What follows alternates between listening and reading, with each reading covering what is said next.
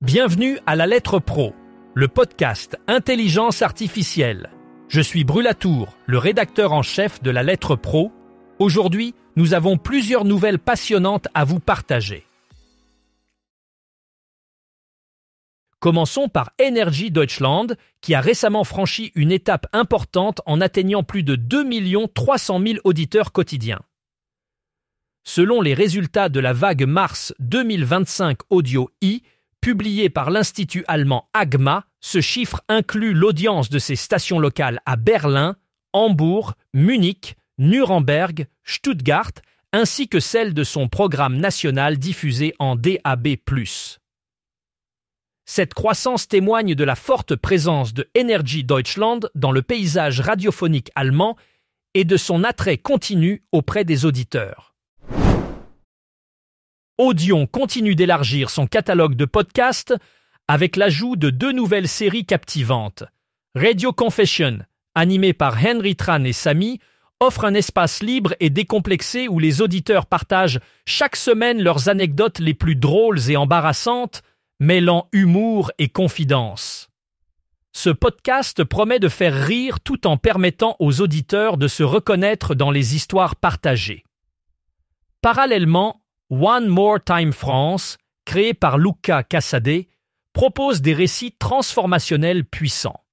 Chaque épisode explore des expériences de vie qui démontrent que nous avons toujours la possibilité de nous réinventer.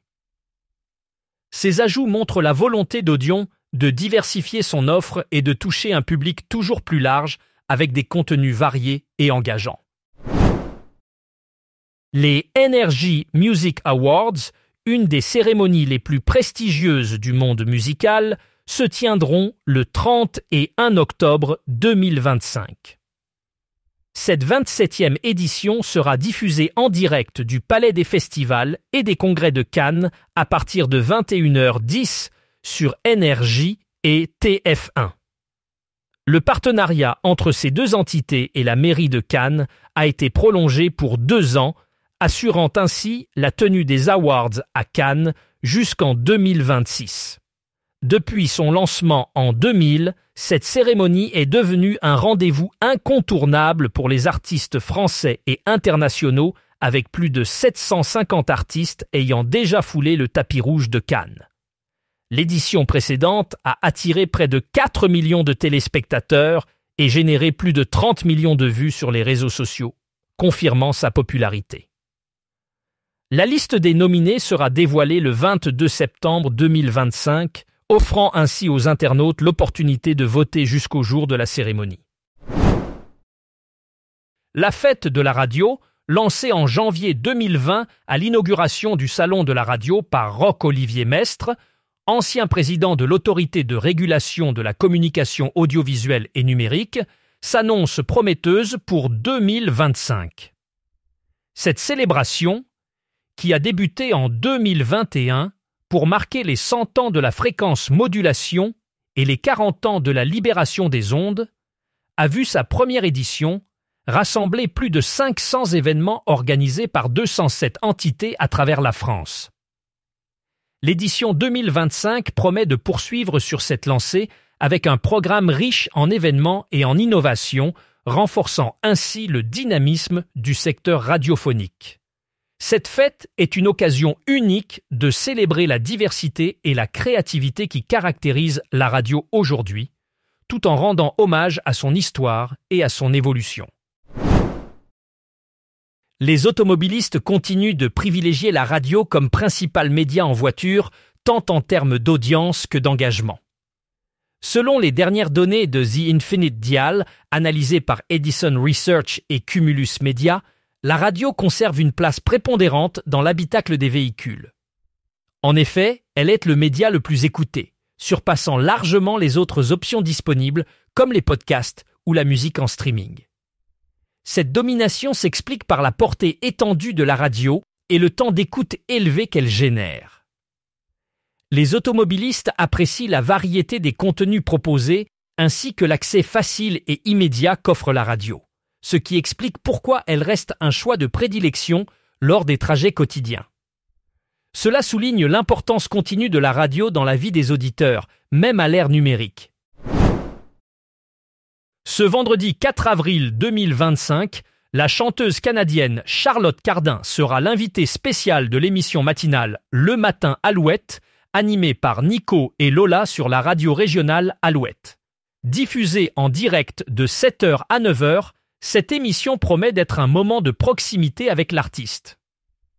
Charlotte Cardin participera à diverses chroniques et jeux, tout en interagissant de manière décontractée avec les animateurs, ce qui permettra de dévoiler sa personnalité et ses projets actuels.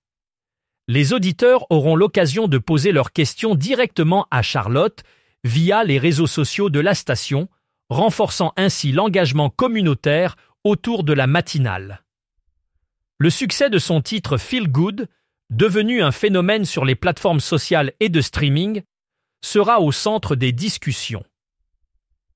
Pour prolonger l'expérience, Alouette propose un jeu concours qui permettra à une dizaine d'auditeurs de rencontrer Charlotte Cardin dans les studios après l'émission. Les inscriptions se font en ligne sur alouette.fr, offrant une belle opportunité de proximité entre la radio et ses auditeurs.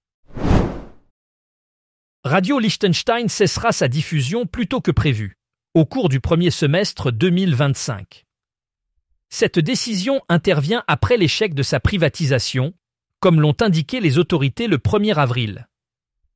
Initialement, la radio devait rester en service jusqu'à la fin de l'année 2025, mais les circonstances ont précipité son retrait. Cette fermeture anticipée marque la fin d'une ère pour la radio publique du Liechtenstein, qui a été un acteur important dans le paysage médiatique du pays. Le manque de soutien financier et l'incapacité à trouver un repreneur privé ont été des facteurs déterminants dans cette décision. Les auditeurs devront donc se tourner vers d'autres stations pour obtenir leurs informations et divertissements locaux. Le réseau ICI de Radio France a lancé une collection de podcasts intitulée « Partir », qui invite les auditeurs à découvrir la richesse des régions françaises. Produite par les 44 antennes locales du réseau, chaque épisode propose une escapade sonore de moins de 15 minutes, idéale pour préparer un week-end. Les auditeurs peuvent explorer 2 lieux emblématiques, une activité insolite et recevoir des conseils d'habitants. Ce format court répond aux attentes des auditeurs modernes en offrant des informations concises et pratiques. Partir articule l'expertise journalistique avec les nouveaux usages audio, permettant aux antennes locales de rayonner au-delà de leur zone de diffusion. Les épisodes sont conçus pour être immersifs, avec des sons soigneusement choisis pour transporter les auditeurs dans l'ambiance des marchés locaux ou des paysages pittoresques. Yann Chouquet, directeur adjoint en charge des antennes et de la stratégie éditoriale, souligne que Partir est une ressource précieuse pour planifier des voyages mémorables. L'usure publicitaire radio est rare, selon l'étude menée par le Radio Advertising Bureau et ABX, publiée le 31 mars 2025 par Pierre Bouvard. Cette recherche confirme une idée soutenue par Mark Ritson: les consommateurs ne se lassent pas des publicités radio. En réalité, seuls les professionnels du marketing, en raison de leur exposition continue et de leur implication directe dans le processus créatif, perçoivent une sorte de lassitude. Cependant, cette perception n'est pas partagée par le grand public. Cela démontre que la radio reste un média puissant et efficace pour toucher les auditeurs sans provoquer de fatigue publicitaire. Ainsi, les annonceurs peuvent continuer à utiliser ce canal avec confiance, sachant que leur message est bien reçu par l'audience. C'était tout pour aujourd'hui sur La Lettre Pro, le podcast Intelligence Artificielle. Pour plus de détails sur ces sujets, rendez-vous sur notre site lalettre.pro. Vous pouvez aussi vous abonner à notre newsletter quotidienne pour rester informé de toute l'actualité professionnelle de la radio et du podcast. Je suis Brulatour et je vous dis à demain pour un nouveau résumé de l'actu du jour.